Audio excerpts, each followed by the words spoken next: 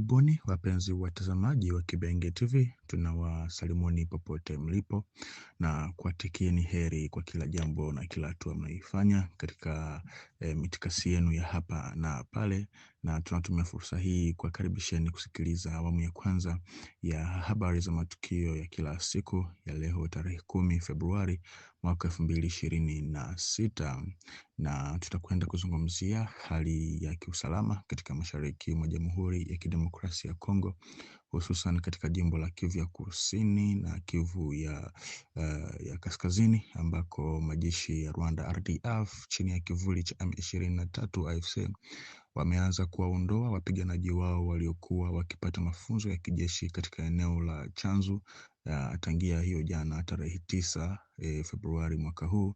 Hatua hii ilijiri katika mazingira ya mvutano mkubwa kwenye mistari yote ya mapambano, hali inayohitaji uangalizi wa hali ya juu kwa upande wa serikali ya Kongo.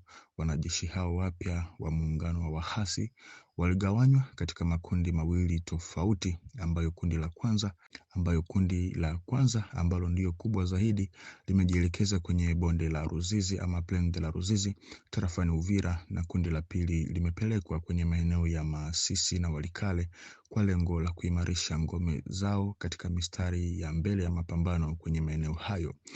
Uangalizi wa hali ya juu unahitajika kwenye mistari yote ya mapambano na kupaswa kuwa tayari kukabiliana na hali yoyote. Jeshi la anga la FARDC pia linatakiwa kujiandaa na kuchukua hatua kikamilifu. Na acha tuwakumbushe ya kwamba kama una ndugu wa aina yoyote ile ama rafiki miongoni mwa vikosi vya wahasi na wavamizi hao, hususan hawa wapiganaji wapya wenye bado kutoka mafunzoni huko Chanzu, tunawahimiza muwaonye na kuwakataza kabisa ama waachane na harakati hizo kwa safari hii, ama watakapofika katika uwanja wa mapambano basi waweze kuweka silaha zao chini na kujisalimisha kwa FARDC na wazalendo, kwa maana mara hii adui atakutana na silaha za kizazi kipya ambazo zimepatikana hivi karibuni na hapa majuzi tu. Majaribio ya silaha nzito na za kisasa zilifanyika katika maeneo ya Makobola na Kabimba, na matokeo yake yalionekana kuwa ya kuridhisha kabisa. Na mjue kwamba kwa sasa popote ambapo wanapopita vikosi vya Hibu vya FARDC, yani vya Hibu, hawako wanashindwa na kazi kama vile tena katika nyanda za Haut Plateau ya tarafa la Uvira, ambako hiyo jana tarehe 9 mwezi huu mapigano yaliripotiwa kuongezeka katika maeneo ya Bishombo. Vyanzo vya awali vya ndani vinathibitisha kuwa FARDC pamoja na wazalendo wamefanikiwa kurejesha udhibiti wa eneo la Masango baada ya mapigano makali dhidi ya makundi ya wahasi wa Twirwaneho na Red Tabara. Maendeleo haya yanabadilisha kwa kiasi kikubwa mlingano wa kijeshi katika eneo hilo, na kwa sasa vikosi vya Twirwaneho M23 Red Tabara vinakabiliwa na shinikizo ama pression kwa upande miwili yote ya kutokea kwenye ngome zao tena kwa wakati mmoja, upande wa Minembwe kusini na Bijombo kaskazini, na hali hiyo inapunguza kwa kiwango kikubwa uwezo wao wa kujiendesha, kujiondoa na kufanya mashambulizi ya kijeshi. Na kwa hali hii ndio ambako tutakwenda kusikia ndugu zetu wa jamii ya Banyamulenge wakilalamika ya kwamba wanaonewa, wakilalamika kwamba wanafungwa, wakilalamika kwamba wanafanyiwa mauaji ya kimbari, wakati ni watoto wao ndio ambao wana masikio magumu, au niseme wao wenyewe tu wana masikio magumu, unaona. Na siku zote hizi tuko tunawahimiza waendelee kuwaambia watoto wao, kuwakataza kuendelea na harakati hizo za kusapoti uasi, za kusapoti uvamizi wa Kongo, lakini hawana jinsi ya kufanya, kwa maana Twirwaneho, Red Tabara ni watoto wao, hawajui wapi wa kwa kuanza kuwaambia na hawajui wapi wa kuanza kuwakatazia, kwa maana leaders wao, wale viongozi wao katika masuala ya kisiasa, na kwa kuwataja tuanze tukasema Azarias Ruberwa pamoja na huyu jamaa anayeitwa Moise Nyarugabo, tayari wameshakula pesa za Kagame. Kwa hiyo hawawezi wakaachia hivi tu kiurahisi mpaka pale watakapoona wote wamefika mwisho, kwa sababu wana kauli mbiu yao ambao waga wanasema ya kwamba wote wanaweza wakafa, lakini yule mmoja ambaye anaweza kabaki, basi ndio ambaye atajenga nchi. Yani kwao tena wanakuambia bora kufa kuliko kuaibika. Yani ndo kusema wameshaamua kupigana na watapigana mpaka pale ambapo mauti basi itakwenda kuwakuta. Kitu ambacho kwa namna moja ama nyingine hakiwezi kuwa sawa, kwa sababu Kongo ni nchi ambayo ina mamilioni na mamilioni ya watu. Sasa wewe utakapokuwa unakufa, unabakia mtu mmoja, unafikiri kweli utaijenga Kongo? Hapana. Makabila mengine yataendelea tu kukudhibiti, na kuliko ijengwe na wewe peke yako, basi Kongo itajengwa hata na makabila mengine ambayo yatakuwa yamesalia. Na ndugu mpenzi mtazamaji, kama unavyoendelea kutusikiliza, maeneo ya Minembwe kwa sasa yote, mizunguko yote ya Minembwe, milima yote, vijiji vyote viko chini ya udhibiti wa majeshi ya serikali ya FARDC pamoja na wapiganaji wa Zalendo. Na kwa hiyo kwa kuzingirwa kwa majeshi hayo kwa mji huo wa Minembwe Centre, ni kitu ambacho kwa ndugu zetu hawa wa Banyamulenge kitakwenda kuwaletea matatizo makubwa sana, kama hapo awali kabla ya mji wa Uvira kuanguka. Mkikumbuka vizuri, majeshi ya Burundi pamoja na FARDC na wazalendo walikuwa pia wameshazingira maeneo ya Minembwe Centre huko, na ndugu zetu wa Nyamulenge walikuwa tayari wameshaanza kufanya propaganda nyingi sana na kufanya mapublication mengi kwenye mitandao kusema kwamba kuna mauaji ya kimbari ambayo serikali ya Kongo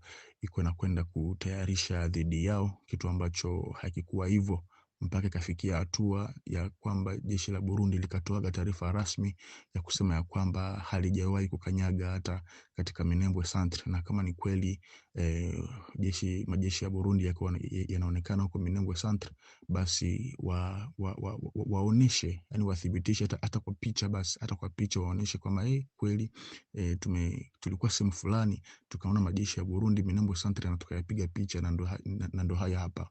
Lakini hicho kitu hakikuwahi kutokea, kwa sababu wao wana siasa za propaganda na siasa za manipulation.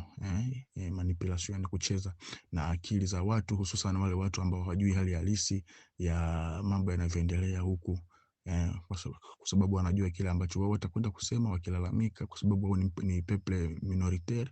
Kwa hiyo watakwenda kusikika na watakwenda kuonewa huruma, kitu ambacho kwa sasa kisiasa na kidiplomasia hakikubaliki tena, kwa sababu wako wanalia, lakini inaonekana ya kwamba nchi nyingi tayari zimeshajua mchezo wao, nchi nyingi tayari zimeshaelewa siasa yao, na kila kona wanakokwenda kwa sasa wanaambiwa waache kupigana, waache kueneza vita katika mashariki mwa Jamhuri ya Kongo, wajihusishe pia katika masuala ya mazungumzo ya amani ya pamoja ambayo serikali ya Kongo inakiri kabisa kutaka kuandaa hapa karibuni.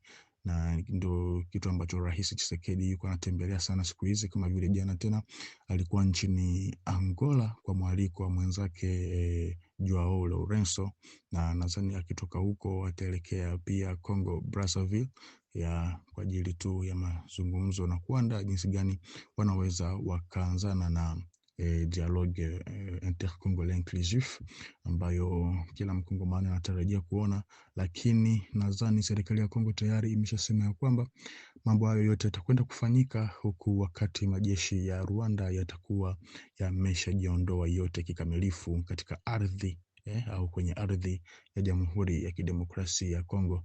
Na ndio kitu ambacho kwa sasa tunakwenda kusubiria, kwa sababu hata katika ngazi ya kidiplomasia Kongo inaonekana kupiga kipaumbele na kuwa na shinikizo kubwa sana na kuwa na ushawishi mkubwa sana wa kuaminika mbele ya nchi zingine tofauti duniani. Na kama gisi tayari siasa ya Rwanda imeshaeleweka, basi hakutokuwa na namna nyingine, kwa sababu ukiangalia vizuri hata Kagame tayari sasa hivi ameshaelekea pua kwenye ukuta, maana tena pa kufurukuta, kwa sababu kila mtu alikuwa anajua ya kwamba kama Kagame uwaga anaweka kiburi ni kwa sababu ya Wamarekani, na kama Wamarekani sasa hivi wanasema no, wao wanakuwa sasa upande wa Kongo ama wanaamini Kongo, yani hapo itakuwa ni yeye amekwisha, itakuwa ni mwisho wake. itakuwa ni mwisho wake kabisa. Kwa hiyo tunakwenda tena kuhimiza ndugu zetu wenye Mrenge waachane na siasa za kumfuata Kagame, waachane na siasa za kumsikiliza Kagame, waachane na siasa za kutafuta chuki ya kudumu kati yao na miongoni mwa makabila mengine yanayowazunguka, kwa sababu hakuna mtu ambaye atakubali wawe leo, wawe kesho, wawe nini, kwa sababu yako tu, kwa maslahi yako tu mwenyewe, ili wewe uonekane wewe ndo mtu special, ili wewe ndo uonekane wewe ndo mtu wa ajabu, sijui aje. Hayo ni mambo ambayo hayatakwenda kufanyika. Na kitu kingine ambacho mimi huwa kinanishangaza, unasikia Minembwe wanatuua, Minembwe wanatuua. Sasa huko Minembwe, je, ni Wanyamrenge tu ndo wanaishi huko? Hakuna makabila mengine? Mbona hatujawahi kuona Wabembe wakishika mabango wakisema ya kwamba drone zinatupiga Minembwe? Mbona hatujawahi kuona Wanyindu wakishika mabango wakisema drone zinatupiga Minembwe? Mbona hatujawahi kuona Wafuliro wakishika mabango wakisema drone zinatupiga Minembwe? Lakini ni wao tu, yani hizo drones za FRDC zikipanda huko Minembwe zinawasible, yani zinawalenga wao tu, kitu ambacho sicho, kitu ambacho sio hivyo, kitu ambacho hakistahili kabisa kusemeka, kwa sababu ni mambo ya haibu.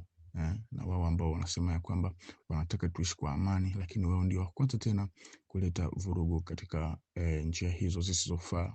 Kwa hiyo tunaendelea tena kuhimiza kabisa, kama ni umoja na amani na kuishi pamoja, wao wa kwanza wawe, yani wao ndo wawe mfano, wao mfano wa kuigwa, wao waanzishe kabisa hatua za kwanza, na tutaishi kama zamani, kwa sababu hata mababu zetu huko mbele walikuwa wanatuambia siku zote kwamba waliwahi kuishi na usalama, waliwahi kuishi na kwa amani bila tatizo yoyote. Lakini siasa ya Kagame ambayo ilikuja kuingia kama sumu, basi ndiyo iliweza kuwabadilisha ndugu zetu hawa wa Kinyamrenge. Lakini najua ya kwamba wataenda kuona wenyewe namna gani mambo yataendelea, au gisi mambo yatazidi kubadilika, na mwenye dhamiri nadhani atabadilika, na yule ambaye hatakuwa na dhamiri safi basi atakwenda kuangamia, na kile ambacho kinachokuja kitampeleka mpaka anakotaka huko, kama ni kumuua, kama ni wapi, basi ataendelea hivyo hivyo. Mpenzi mtazamaji wa Kibenge TV, hapa ndipo tunakomesha kwanza habari, awamu ya kwanza ya habari za matukio ya kila siku. Tukutane kwa mida mingine ili kuzidi kuhabarishana zaidi.